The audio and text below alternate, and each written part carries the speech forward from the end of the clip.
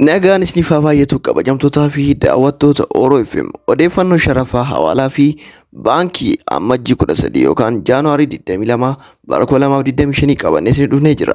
Namoonni haaraa taatan subscribe gochuudhaan maatii ta'a akkasumas yaada qabdan koomentii irratti barreessuudhaan akkasumas wantoota akka sirreessinu barbaadan koomentii irratti nu barreessuu ni dandeessu. Odeeffannoon keenya akkuma baratame hawaalaa yookaan gabaa gurraacha akkasumas baankiiwwan keessaa baankii kamtu gatii olaanaadhaan sharafaa jiraa fi kan baankii daldala Itoophiyaa ta'a.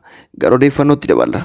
Guyyaa irraa doolaara Ameerikaa tokko gabaa gurraacha irratti baay'ee qarshii sadiin gadi bu'ee jechuudha. Kaleessaa yoo ilaaltanii jiraattan qarshii 152 qarshii 151 ture gabaa gurraacha irratti doolaarri tokko jechuudha. Guyyaa irraa garuu qarshii sadii gadi bu'ee qarshii 148 fi saantima 49 yommuu sharafamu baankiiwwan keessaa immoo baankiin Tsahaay gatii olaanaadhaan qarshii 127 fi saantima 30 doolaara Ameerikaa sharafaa jira. Baankiin daldalaa immoo qarshii 124 fi saantima 46 sharafamaa jira.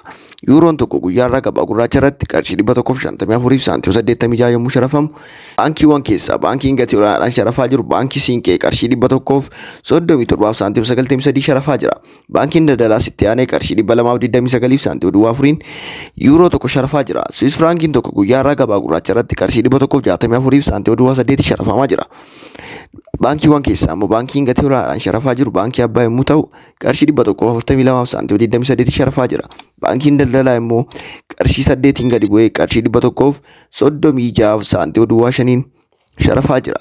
Doolaarri Kaanaadaa guyyaadhaa qarshii 103 fi saantima 21 gabaa gurraacha irratti yommuu sharafamu baankiiwwan keessaa immoo baankiin Birhaan qarshii 88 fi saantima 97 yommuu sharafu gatii olaanaadhaan jechuudha.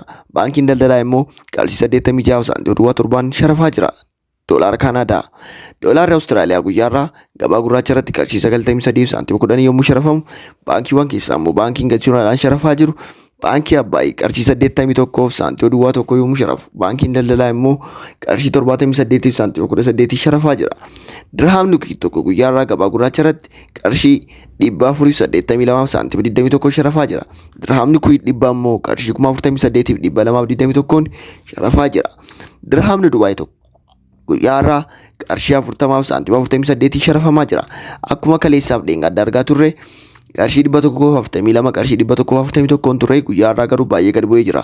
Baankiiwwan keessaa baankiin Global dirhama Dubaay gatii olaanaadhaan yommuu bitu qarshii 36 fi saantima 66 bitaa jira.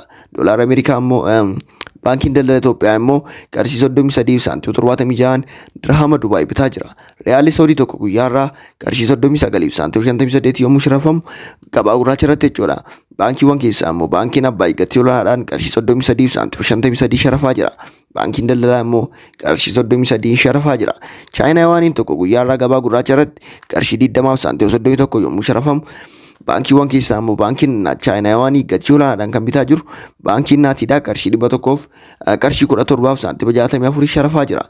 Baankiin daldalaa immoo qarshii 16 fi saantima 67 sharafaa jira. Omaan Riyaaliin tokko guyyaa irraa qarshii 386 fi saantima 41 gabaa gurraacha irratti yommuu sharafamu Omaan Riyaaliin dhibbaa immoo qarshii 38 fi 641 sharafamaa jira. Dirhaamni Joordaan tokko guyyaa irraa qarshii 209 fi saantima 62 yommuu sharafamu dhibbi isaa immoo qarshii 20 fi 962 sharafamaa jira. Dirhaamni Baariin tokko guyyaa irraa qarshii 394 fi saantima 59 yommuu sharafamu dhibbi isaa immoo qarshii 39 fi 459 sharafamaa jira. Kabajamtootaa fi daawwattoota keenya olmaan sharafaa guyyaa irraa kan baankii akkasumas kan hawaalaa kana fakkaataa namoonni haaraa taatan subscribe gochuudhaan maatii ta'a waan hojiin turtaniif galatoomaa fada.